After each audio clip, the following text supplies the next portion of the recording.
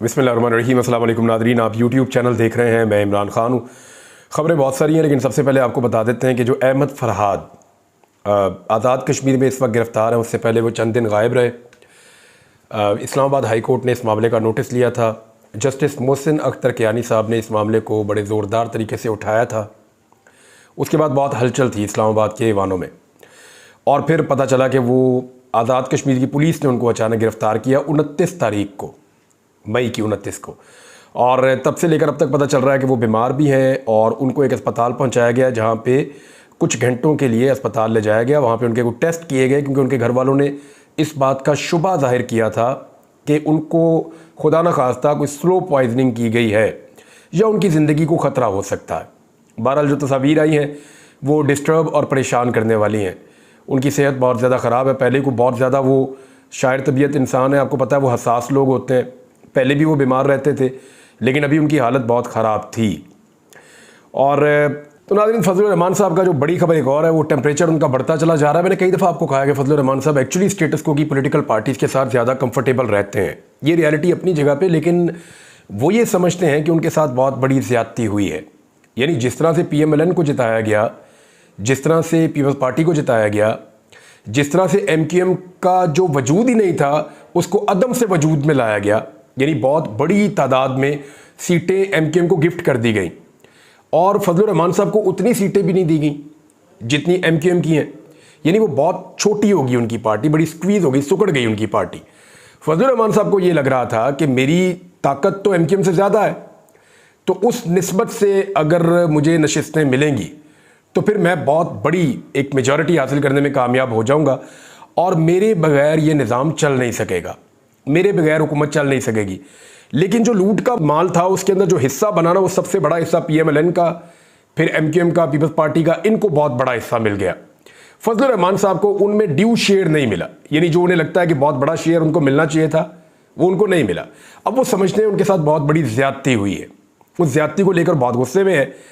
फजलुर रहमान साहब ने कहा कि फरवरी के इंतखाबात को मुस्तरद करते हैं। बातें ज़रा गौर से सुनिएगा, क्योंकि इन बातों में गद्दारी के और बगावत के मुकदमे होते हैं। अगर इनसे आधी इंटेंसिटी की बात इमरान खान करे तो गद्दारी और बगावत के मुकदमे होते हैं।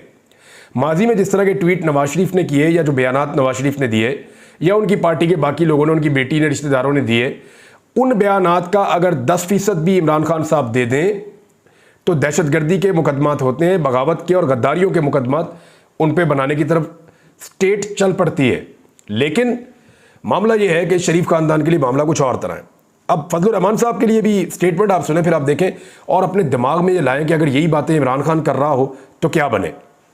फरवरी के इंतखाबात को मुस्तरद करते हैं। वोट अवाम का हक है, हुकूमतें अवाम की मर्जी से बनेंगी। ये नहीं हो सकता कि तुम अवाम के हक से मजाक करते रहो।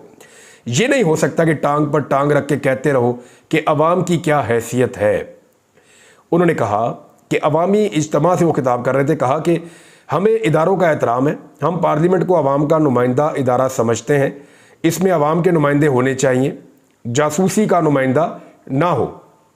हम फौज की इज्जत करते हैं। इस मुल्क को बनाने में तुम्हारा कोई किरदार नहीं है, लेकिन तोड़ने में है। हालात को वहां तक ना लेकर जाओ जहां से तुम और हम वापस ना आ सके। अंग्रेज से आज़ादी तुमने हासिल नहीं की, मेरे अकाबरीन ने हासिल की। अगर हम 100 साल से अंग्रेज़ों से लड़ सकते हैं तो इनसे भी लड़ सकते हैं। कायद आज़म ने कहा था इस मुल्क में जमहूरियत होगी, लेकिन जमहूरियत का जनाजा निकाल दिया गया है। 25 साल से हमारी मईशत गिरती जा रही है, दूसरी कौमें तरक्की कर रही हैं और हम गिरते चले जा रहे हैं। मईशत गिरने की वजह मखसूस घराने और इदारे हैं। आज किसानों का बुरा हाल है, उनसे गंदुम नहीं खरीदी जा रही। फजलुर रहमान ने कहा कि तुम्हारा पाकिस्तान के क़याम में कोई किरदार नहीं, बल्कि तोड़ने में तुम्हारा किरदार है। अगर हमें गिरफ्तार होना पड़ा तो गिरफ्तारी देंगे, अगर कब्र में जाना पड़ा तो उसके लिए भी तैयार है। तुमने 35 लाख टन कीड़े वाला गंदम क्यों मंगवाया? तुमने किसके साथ सौदा किया? फजलुर रहमान ने कहा कि बगावत हम नहीं कर रहे, बगावत वो इदारे कर रहे हैं जो आईन तोड़ते हैं। जर्नैलों ने आईन के साथ खिलवाड़ किया। हम इदारों को बताना चाहते हैं कि अपना हक भीख मांगकर नहीं, जंग लड़कर लेंगे। तुमने दहशतगर्दी के खिलाफ जंग लड़ने का ऐलान किया, लेकिन दहशतगर्दी बढ़ती जा रही है। फजलुर रहमान ने कहा कि अगर दहशतगर्दी सरहदों से हो रही है तो फिर तुम सरहदों पर कहां खड़े हो? तुमने 20 साल में कबाइल को तबाह बर्बाद कर दिया। पाकिस्तानी तुम्हारे किरदार की वजह से अपने इदारों से नफरत करते हैं। रियासत के लिबादे में किसी को गद्दार कहने की कोशिश ना करो, जो भी होगा तुम्हारी वजह से होगा। फजलुर रहमान ने कहा कि अमन व अमान तबाह हो रहा है। खैबर पख्तूनख्वा और बलूचिस्तान के लोग शदीद बदअमनी का शिकार हैं। मैं जानता हूं कि खैबर पख्तूनख्वा में इदारों की रिट खत्म हो चुकी है। आइन के तहत कौम को इस्लामी निज़ाम और माशी हुकूक देना होंगे। उलमा ने क़याम अमन में इदारों का साथ दिया है, क्या यही इनका गुनाह है? फोर्थ शेड्यूल हमारा रास्ता नहीं रोक सकता। ये जज्बा बढ़ता रहेगा, रुकेगा नहीं। 7 सितंबर को ख़त्म नबूवत गोल्डन जुबली के मौका पर मीनार पाकिस्तान पर यौमुल फतह मनाएंगे। उम्मीद है कि अदालत उज़्मा कादियानियत पर अपने फैसले के जरिए कौम को शारे दस्तूर पर जमा होने का मौका नहीं देगी। परचम नबवी सल्लल्लाहु अलैहि वसल्लम बुलंद करके अहद करो कि हम इंशाअल्लाह इस परचम का कर्ज खून देकर उतारेंगे। फजलुर रहमान ने कहा कि फ़लस्तीन के मुसलमानों ने कुर्बानी दी, अब यूरोपीय ममालिक भी फ़लस्तीन को बतौर रियासत तस्लीम करने पर मजबूर हो चुके हैं। हम फ़लस्तीनियों को यह पैगाम देना चाहते हैं कि पाकिस्तानी आपके साथ हैं। अब इदारों पे, फ़ौज पे, जर्नैलों पे जिस लेवल की तनकीद फजलुर रहमान साहब ने की है ना, इसका 10% इमरान खान साहब करें ना, तो फिर आप देखें कैसे ऑपरेशंस होते हैं और मामला कहाँ जाते हैं।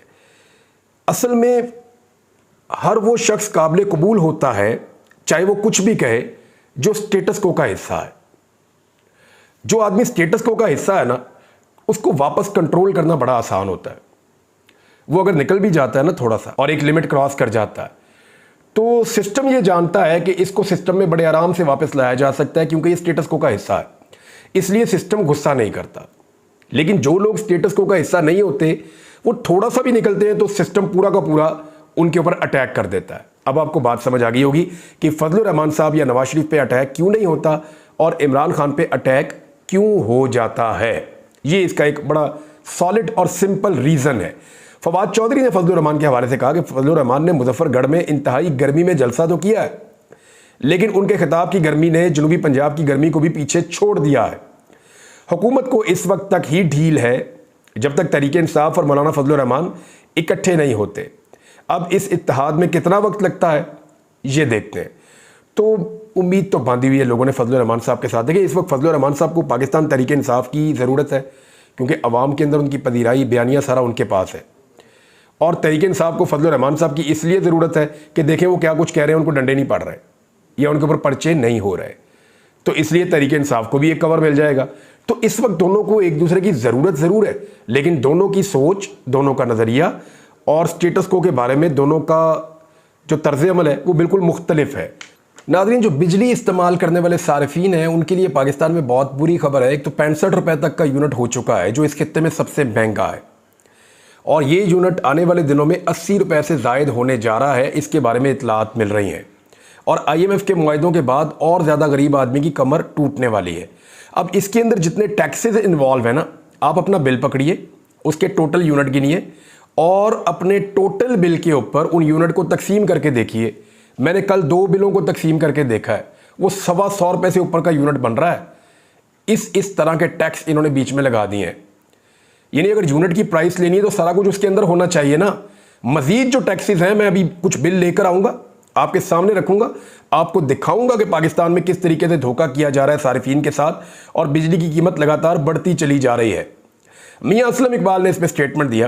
उन्होंने कहा, शदीद तरीन गर्मी में बनता तो ये था कि हुकूमत आवाम के लिए किसी आसानी का सामान करती और उनको बिजली के बिलों में कुछ रिलीफ देती, ताकि गरीब आदमी कम से कम एक पंखा या कूलर बगैर परेशानी के चला सकता। मगर यहाँ इस मुस्तरद टोले ने एक बार फिर बिजली के बिलों में इजाफा करके आवाम को आग के कुएं में धकेल दिया है। हालात ये हैं कि लोग बिजली का बिल भरने के लिए अपने घरों का सामान बेचने पर मजबूर हैं। ये जी मियाँ असलम इकबाल का स्टेटमेंट है। और अब मैं कुछ स्टेटमेंट्स आपको याद दिला दूं कि मरियम नवाज ने कहा था कि 200 यूनिट तक बिजली हम मुफ्त देंगे, यानी जो गरीब लोग 200 यूनिट तक बिजली इस्तेमाल करेंगे, पंखा शंखा लाइट वाइट, उनकी बिजली मुफ्त कर देगा पाकिस्तान, जैसे ही हम इलेक्शन जीत कर हुकूमत बनाएंगे। फिर बिलावल आए, बिलावल ने कहा जी जैसे ही हम लोग हुकूमत बनाएंगे हम 300 यूनिट तक चले जाएंगे। फिर मरियम ने भी, यानी सब ने मिलकर फिर एक से बढ़ के एक स्टेटमेंट आ रहा था, तो ये लोग 300 यूनिट तक पहुंच गए थे कि बिजली मुफ्त देंगे। अब इन दोनों जमातों ने मिलकर हुकूमत बनाई हुई है और बिजली को महंगे से महंगा करते चले जा रहे हैं, अपना वादा भी पूरा नहीं कर रहे। तो इनको इनका वादा तो हम याद दिलाते रहेंगे। 2 नंबरी पाकिस्तान में इस तरह की हो रही है जिसमें से एक के ऊपर निशानदेही की है साकिब बशीर साहब ने। ये सीनियर जर्नलिस्ट हैं, बड़ी ज़बरदस्त बात इन्होंने लिखी है। उन्होंने कहा कि एक्स यानी ट्विटर 17 फरवरी को बंद किया गया था। 4 हाई कोर्ट्स में 4.5 माह से केसेस ज़ेरे इल्तवा है। अदलिया भी रूटीन में चलाई जा रही है। शुरू में सिंध हाई कोर्ट ने इब्तदाई ऑर्डर दिया था कि बंदिश खत्म की जाए, लेकिन इसको हुकूमत ने लिफ्ट ही नहीं कराई और ना ही अदालत ने अमल दरामद के लिए जोर लगाया। इस्लामाबाद हाई कोर्ट 11 जून, सिंध हाई कोर्ट 6 जून, पेशावर हाई कोर्ट 7 जून को समाअत करेगी, जबकि लाहौर हाई कोर्ट की अभी तक तारीख ही नहीं आई। दूसरी जानिब हुकूमत भी टस से मस नहीं हो रही। अलबत्ता वज़ीर-ए-आज़म पाकिस्तान से लेकर नीचे तक सब अपनी अपनी पोस्ट के लिए VPN का इस्तेमाल कर रहे हैं। अजीब मजाक है इस मुल्क में। इस 4.5 माह की सूरत हाल से एक अलमिया ने जन्म लिया है कि कल सोशल मीडिया का कोई भी प्लेटफॉर्म हुकूमत किसी भी वक्त बंद कर दे, इसकी दाद रसी के लिए कोई फोरम मौजूद नहीं है। जो फोरम है उसकी हालत एक्स वाले मामले में आपने देख ली होगी। यानी अदालत तो इंसाफ दे ही नहीं पा रही। देखें, सोशल मीडिया अब एक बहुत बड़ी रियलिटी है। अब ये बुनियादी इंसानी हुकूक का मामला हो गया है। आप ये देखिए ना कि पाकिस्तान में ट्विटर या एक्स बंद है पिछले कई महीनों से। 4 महीने हो गए उसको खोल ही नहीं रहे। मार्च गुजर गया, अप्रैल मई गुजर गया, फिर आधा जो है वो फरवरी गुजर गया और अब जून का महीना शुरू हो गया और अभी तक जो है वो ट्विटर की बंदिश खत्म नहीं की जा सकी इस मुल्क के अंदर, जहां पे करोड़ों लोग इसको इस्तेमाल करते हैं। और वज़ीर-ए-आज़म जो है वो उसको गैर कानूनी और गैर अखलाकी तरीके से VPN लगाकर इस्तेमाल कर रहे हैं। बाकी सारे भी ऐसे ही कर रहे हैं मजबूरन, लेकिन वज़ीर-ए-आज़म की क्या मजबूरी है, फिर वो उसको छोड़ दें। 2 बड़े अहम केसेस हैं जो अब अदालतों में लगने जा रहे हैं। उनमें से एक लाहौर हाई कोर्ट में है और जो दूसरा केस है वो इस्लामाबाद हाई कोर्ट में है। बड़े अहम केस है।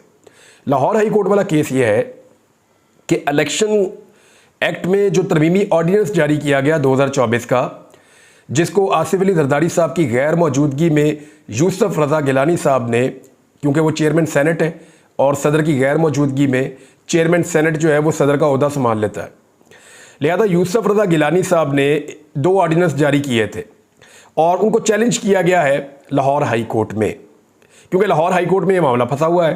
ख़ास तौर पे जो इलेक्शन ट्रिब्यूनल वाला मामला है, इलेक्शन ट्रिब्यूनल के लिए हाजिर सर्विस हाई कोर्ट के जजेस को तैनात किया जाता है, उनको नोटिफाई किया जाता है।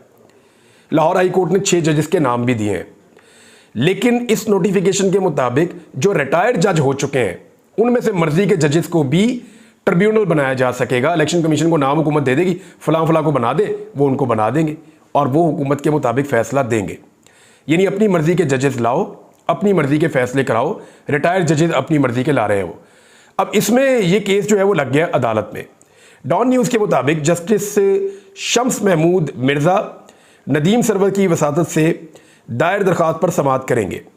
दरख्वास्त में सदर मुमलिकत वज़ीर-ए-आज़म को बदरिया प्रिंसिपल सेक्रेटरी फ़रीक बनाया गया है। इसके अलावा पटिशन में इलेक्शन कमीशन को भी फ़रीक बनाया गया है। इसमें जो मौक़िफ़ है वो ये है कि इलेक्शन एक्ट तरमीमी ऑर्डिनेंस आईन से मुतसादिम है। ऑर्डिनेंस के मुताबिक ट्रिब्यूनल्स के लिए हाजिर सर्विस जज की तैनाती के लिए चीफ जस्टिस से मुशावरत होगी। रिटायर्ड जज की तैनाती के लिए मुशावरत ना करना खिलाफ आइन और कानून है। देखिए, ये ऑर्डिनेंस से इसलिए नहीं हो सकता कि इसके लिए आइन को बदलना पड़ेगा और आइन में तरमीम करने के लिए ज़रूरी है कि 2/3 अक्सरियत मौजूद हो और 2/3 अक्सरियत के लिए ज़रूरी है कि कादी फ़ायद साहब उस बेंच में बैठें और अक्सरियत उनका साथ दे दे फुल कोर्ट में और वो मखसूस नशिस्तें PMLN, पीपल्स पार्टी, फजलुर रहमान और बाकी जमातों में बांट दें। तो इस तरह फिर कादी साहब की एक्सटेंशन का मामला भी हो सकता है और इस किस्म की जो तरामीम है आइन के अंदर जो अपने फ़ायदे के लिए की जानी है, इस निज़ाम और सिस्टम को बचाने के लिए की जानी है, फॉर्म 47 की हुकूमत को आगे बढ़ाने के लिए की जानी है, फिर वो की जा सकेंगी। दूसरा जो एक अहम केस है उसके बारे में भी मैं आपको बता देता हूँ। वो जस्टिस बाबर सत्तार साहब की फैमिली का जो डाटा लीक किया गया था सोशल मीडिया पर और उनके खिलाफ एक तौहीन आमेज़ सोशल मीडिया पर मुहिम चलाई गई थी, ये 3 जून को समाअत के लिए मुकर्रर है। 3 जून को और भी केसेस लगे हुए हैं। एक ये फुल कोर्ट का केस है, सुप्रीम कोर्ट ऑफ पाकिस्तान में लगने जा रहा है मखसूस नशिस्तों वाला, जो एक और केस है, क्योंकि ये जो दिन है ना कल का, वो सारा अदालत का दिन है ऐसा लगता है, क्योंकि उसमें साइफर वाला मामला भी आगे बढ़ेगा, कुछ और कानूनी मामला भी आगे बढ़ेंगे। तो ये तौहीन अदालत वाला मामला जो है ये भी वहाँ चलेगा, जिसमें जस्टिस मोहसिन अख्तर कियानी साहब की सरबराही में लार्जर बेंच समाअत करेगा और जस्टिस तारिक महमूद जहांगीरी और जस्टिस सरदार एजाज इसहाक खान भी इसका हिस्सा होंगे। पहले ये केस 6 जून को लगाया गया था, अब इसको 3 जून के लिए मुकर्रर कर दिया गया है। एक बड़ी अहम बात है इमरान खान साहब के हवाले से, और अब कुछ लोगों को समझ आना शुरू हो गई है। पहले सबको ये लगता था कि इमरान खान साहब जेल से जो स्टेटमेंट देते हैं वो जज्बाती स्टेटमेंट देते हैं, लेकिन वो जज्बाती स्टेटमेंट नहीं है। अब सबको समझ आ रही है कि इमरान खान बहुत सोच समझ कर स्टेटमेंट देते हैं। जब वो बयान देते हैं तो उनको आइडिया होता है कि मेरे बयान के बाद इस किस्म का रिएक्शन आएगा, और उस रिएक्शन के बाद चीज़ें किस तरफ जाएंगी उनको ये भी आइडिया होता है। मिसाल के तौर पे हुदुर रहमान कमीशन रिपोर्ट वाला मामला जब उन्हें खोला तो इमरान खान को शायद ये आइडिया था कि ये मामला चला जाएगा गद्दारी की तरफ, और फिर बहुत हसास तरीके से सब इसको देखेंगे कि जी इदारों को और अवाम को लड़ाने की साजिश है, और इसको अदालत में लाने की धमकी दी जाएगी और हमें डराया जाएगा, मुकदमात की धमकियाँ दी जाएंगी। और फिर इमरान खान साहब को पता था कि वो ये नहीं कर पाएंगे, क्योंकि अगर ये मामला अदालत में आएगा तो फिर हुदुर रहमान कमीशन रिपोर्ट भी खुलेगी, और एस्टेब्लिशमेंट के किरदार के ऊपर जो उस दौर में थी और जो इस दौर में है, इनके हालात में मवाजना भी किया जाएगा, तकाबली जायज़ा भी लिया जाएगा। तो इमरान खान साहब जो है वो इस तरीके से प्लान करते हैं। नजम सेठी ने इसको एक अलग अंदाज में उन्होंने बयान किया। उन्होंने कहा जी कि ट्विटर खान साहब के अकाउंट बंद नहीं करेगा। इमरान खान अपनी पोजीशन पर डटे हुए हैं। जब भी खान साहब को कोई धक्का लगता है तो वो फिर इससे बड़ा काउंटर अटैक कर देते हैं। उनकी स्ट्रेटजी कामयाब हो चुकी है। इमरान खान जेल में बैठकर जो स्ट्रेटजी बनाता है वो कामयाब होती है। ये बात नजम सेठी भी तस्लीम कर रहे हैं। राना सनाउल्लाह ने कहा कि पाकिस्तान तहरीक-ए-इंसाफ पर पाबंदी का मामला काबीना में ज़ेर गौर आएगा, लगाएं पाबंदी।